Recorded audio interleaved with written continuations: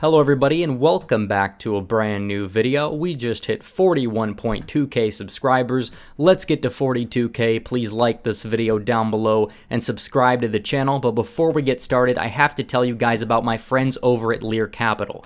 We all knew the market had to correct at some point, right? But nobody could have imagined what we're seeing today. COVID-19 is a human tragedy, and it's also an economic tragedy as the global economy is collapsing all around us. So how will the markets respond from this point forward? Many economists are predicting a third quarter recovery, but there are still so many unknowns that it's simply impossible to say. One thing is for sure though, you can't just flip a switch and expect everything to return to normal.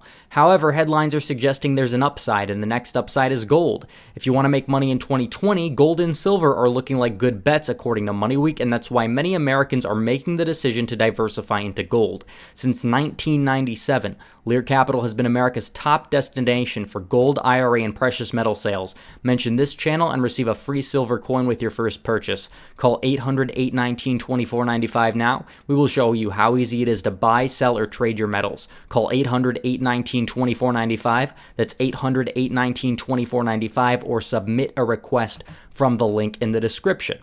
And while we are on the topic of the economy, we have good news for Donald Trump, including the jobs report for the month of June, as the job gains have hit nearly 5 million.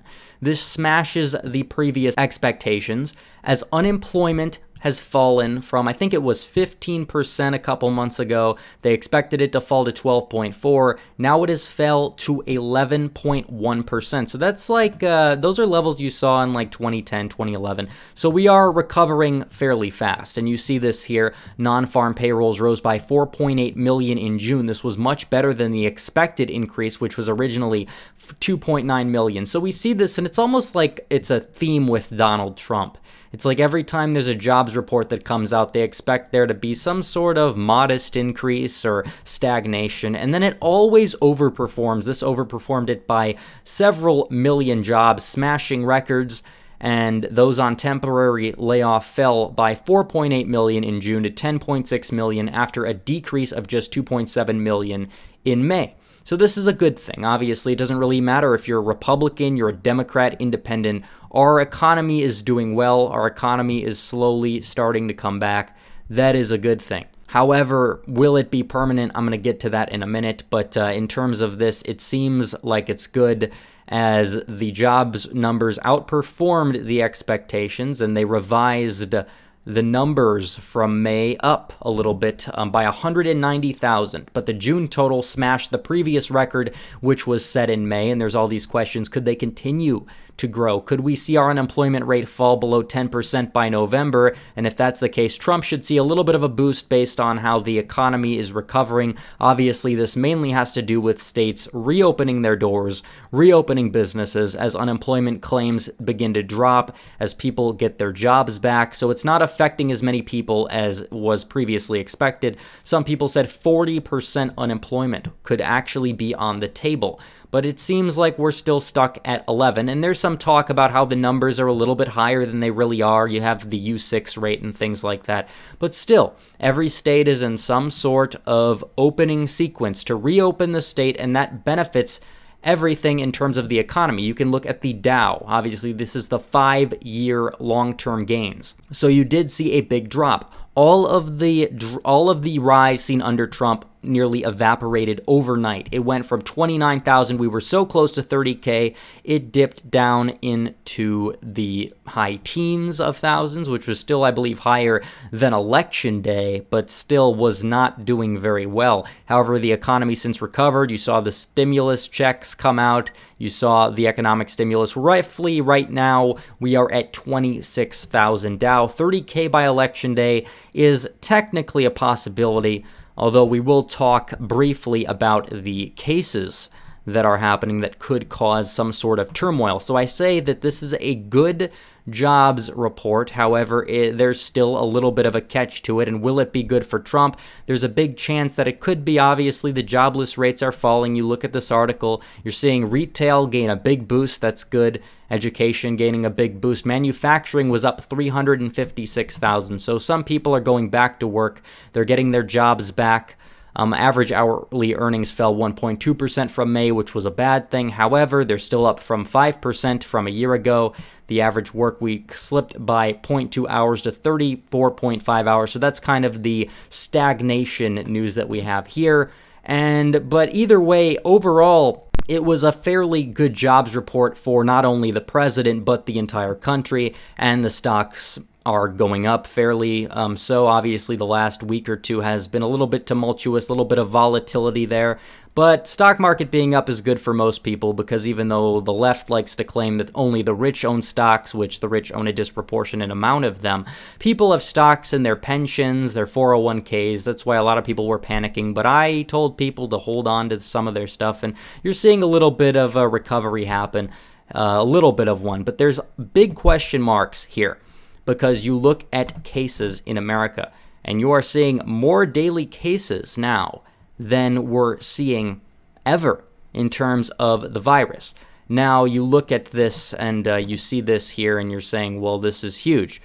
This looks like we could have more lockdowns, and it's true. Some people are biting the bullet, and they're having lockdowns in certain states. Obviously, places like Texas, I believe, are closing their bars. Michigan is closing their bars again. So we could see higher levels of unemployment.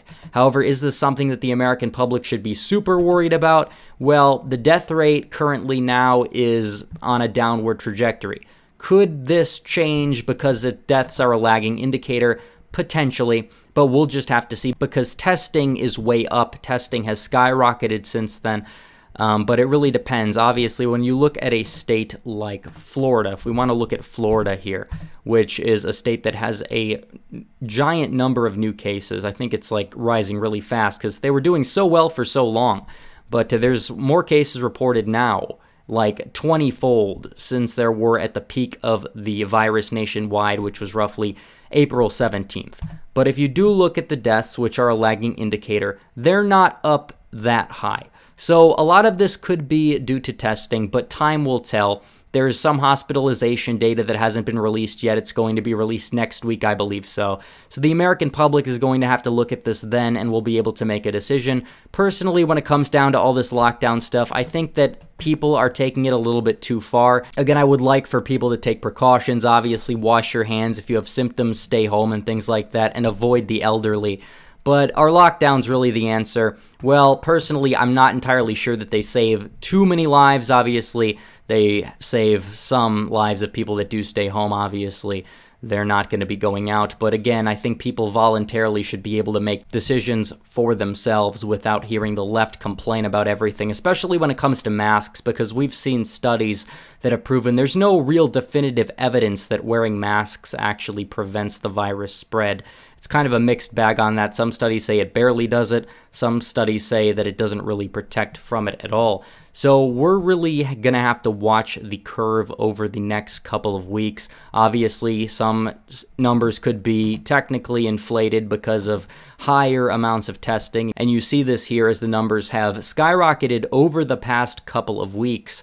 However, at the same time, this could be due to, obviously, ending the lockdowns in some states.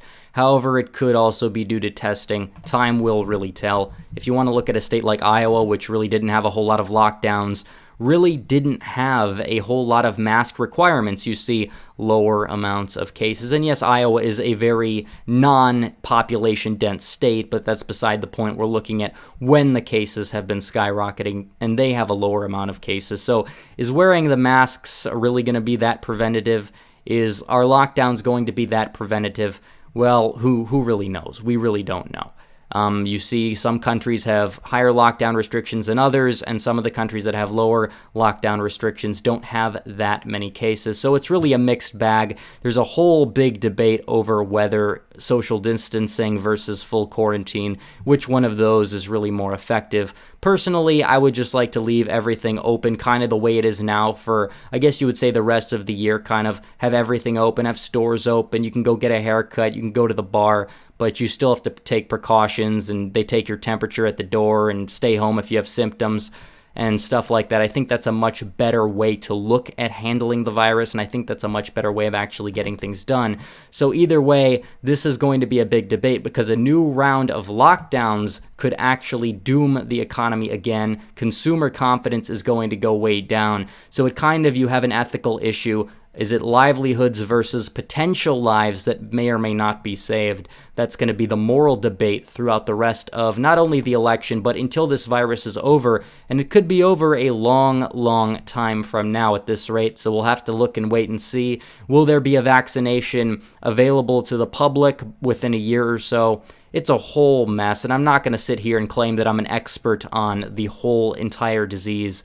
But what I do know is that more lockdowns will doom the economy. So this jobs report is good for Donald Trump, but there is a catch. You see unemployment claims rise in some of the states that are having new lockdowns. So time really will tell if the economy is going to stay on the path to recovery or if the economy is going to be stagnated in terms of its recovery based on new lockdowns. So anyways, guys, thanks for watching this video. Please like this video down below, comment down below, and subscribe to the channel. Hit the bell for notifications so you never miss another video. Follow me on social media, join the Discord and subreddit, donate to the Patreon, or subscribe. Star links in description.